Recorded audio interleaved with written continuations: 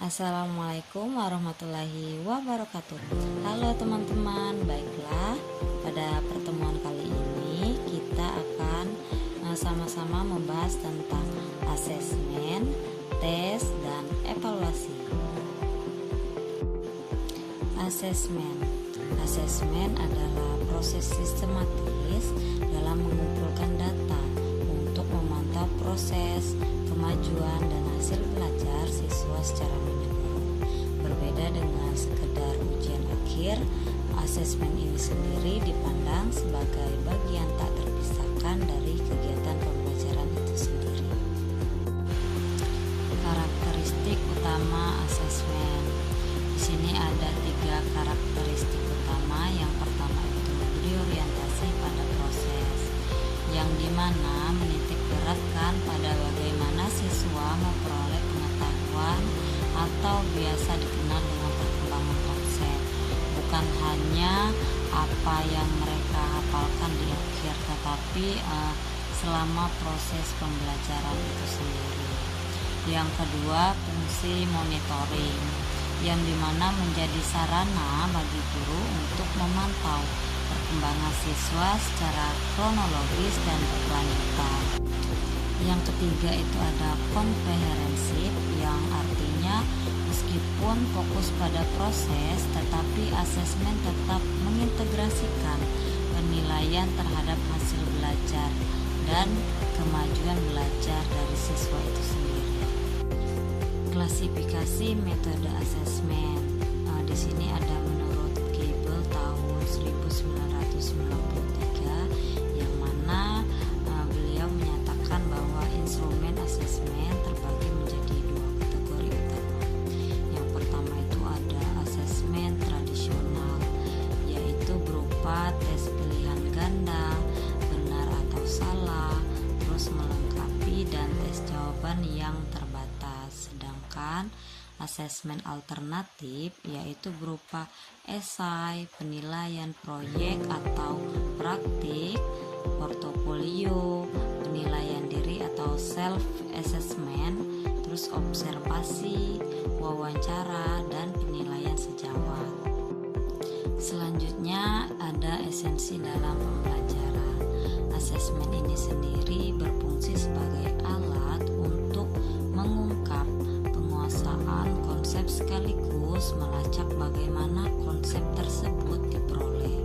Dengan demikian, asesmen memberikan gambaran yang lebih utuh mengenai kualitas belajar siswa dibandingkan hanya tes angka. Selanjutnya ada tes. Tes di sini merupakan instrumen penilaian terencana yang terdiri dari seperangkat tugas atau pertanyaan untuk memperoleh informasi mengenai pencapaian atau kemampuan seseorang. Tes ini sendiri berfungsi sebagai alat ukur objektif untuk melihat sejauh mana siswa atau anak mencapai target pembelajaran yang telah ditentukan oleh guru. Karakteristik utama tes di sini ada 2 karakteristik. Yang pertama itu memiliki standar kebenaran, yang artinya suatu tugas hanya disebut tes jika memiliki jawaban atau ketentuan pengerjaan yang dianggap benar atau salah. Dan yang kedua, variasi bentuk, yaitu jawaban tes tidak terbatas pada tulisan, tetapi juga bisa berupa lisan maupun perbuatan atau praktik langsung. Selanjutnya, biasanya kita itu sering keliru ya teman-teman, membedakan tentang tes, testing, tester, dan tester, yang mana tes itu sendiri adalah alat atau prosedur yang digunakan seperti soal atau instrumen penilaian. Sedangkan testing itu adalah proses atau saat pelaksanaan pengambilan tes, sedangkan tester itu adalah responden atau siswa yang mengerjakan tes atau biasa dikenal dengan pihak yang kita nilai. Selanjutnya yang terakhir itu adalah tester. Tester ini adalah orang yang bertugas melaksanakan dan memimpin jalannya tes. Tes Tes adalah alat evaluasi yang paling umum yang sering kita gunakan, tetapi terdapat beberapa hal yang perlu kita perhatikan. Yang pertama itu adalah indikator tunggal, yang biasa dikenal dengan seringkali skor tes dijadikan satu-satunya tolak ukur keberhasilan, padahal tes itu memiliki keterbatasan. Kemudian yaitu keterbatasan aspek. Tes cenderung lebih kuat dalam mengukur aspek kognitif, namun kurang efektif dalam menjangkau aspek efektif atau biasa dikenal sikap atau perasaan siswa secara mendalam.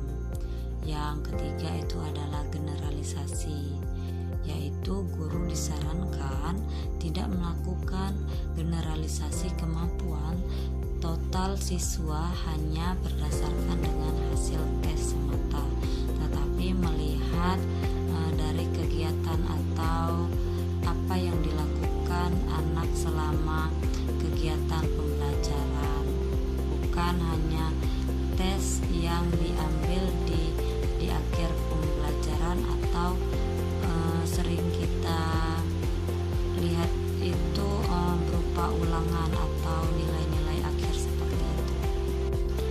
Selanjutnya ada evaluasi. Evaluasi ini sendiri adalah proses sistematis dalam mengumpulkan, memeriksa, dan menggunakan informasi atau hasil asesmen dan pengukuran untuk membuat keputusan mengenai nilai atau kualitas suatu objek, program, atau pencapaian siswa. Evaluasi ini merupakan tahap akhir yang menentukan sejauh mana tujuan pendidikan telah tercapai.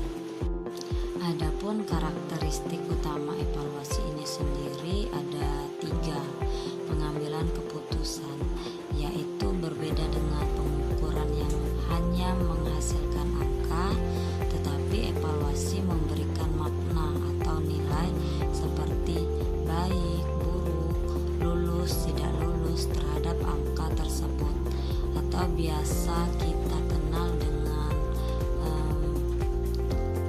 kriteria. Selain pemberian angka, ada juga kriteria dari pemberian angka tersebut.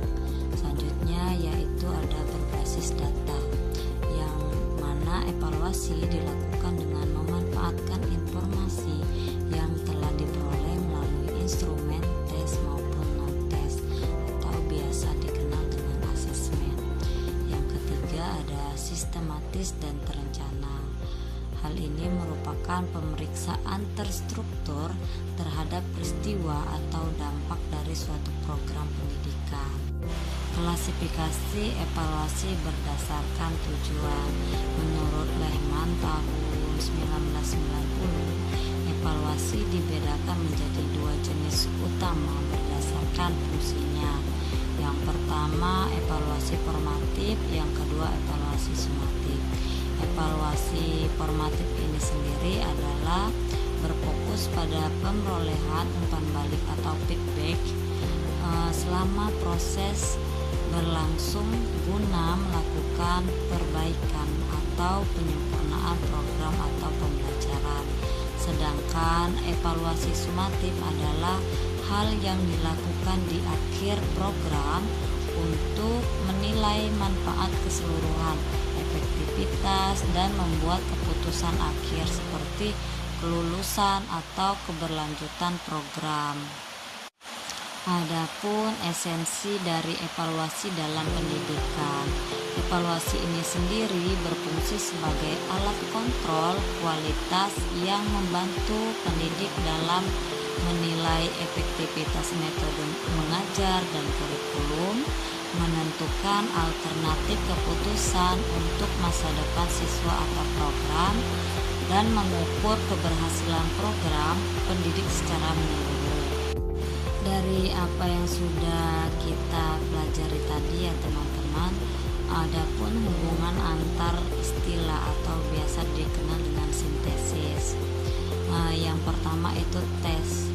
Tes itu adalah alatnya atau berupa soal dan instrumen.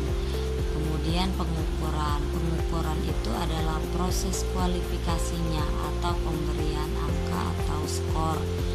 Yang kemudian ada asesmen, yaitu pengumpulan data, proses dan hasil belajar secara menyeluruh. Yang keempat ada evaluasi, yaitu penarikan kesimpulan dan pengambilan keputusan berdasarkan data yang sudah ada. Dapat kita simpulkan bahwa tes adalah alat seperti soal-soal untuk mengukur kemampuan siswa. Nah, hasil tes tersebut kemudian dikumpulkan melalui asesmen untuk melihat sejauh mana perkembangan belajar mereka. Yang kemudian data ini diolah dalam tahap evaluasi untuk menentukan apakah siswa sudah berhasil dan apakah program belajarnya sudah efektif.